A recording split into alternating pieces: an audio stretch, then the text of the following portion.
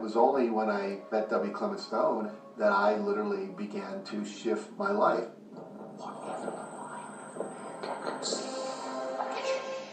When I was working with Stone, he said, I want you to set a goal that's so big that if you achieved it, it would blow your mind. And you would know it's only because of what I've taught you that you would have achieved this goal. Well, at the time, I was making about $8,000 a year.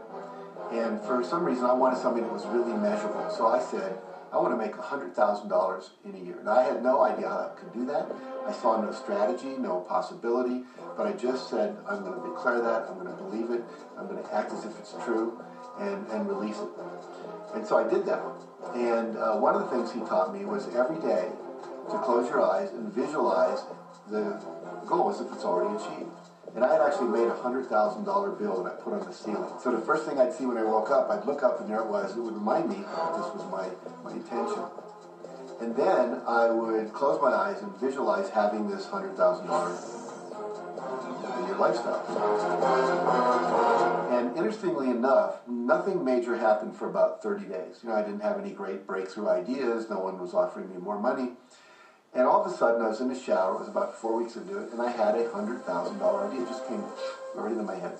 I had a book I had written, and I said, if I could sell 400,000 copies of my book at a quarter each, that would be $100,000. Now, the book was there, but I never had this thought.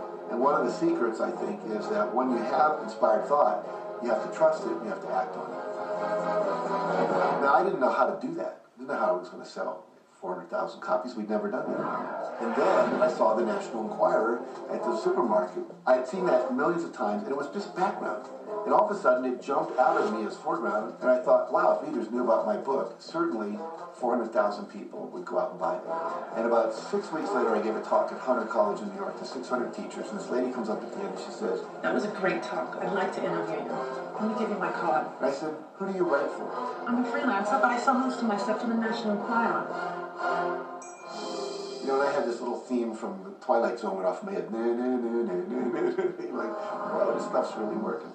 So that article came out, and our book sales started to take off. But the point I want to make is that I was attracting into my life all these different events, including this person. And to make a long story short, I did not make $100,000 that year. We made $92,327. But do you think we were like depressed and going, this doesn't work? No, we were going, whoa, this is amazing.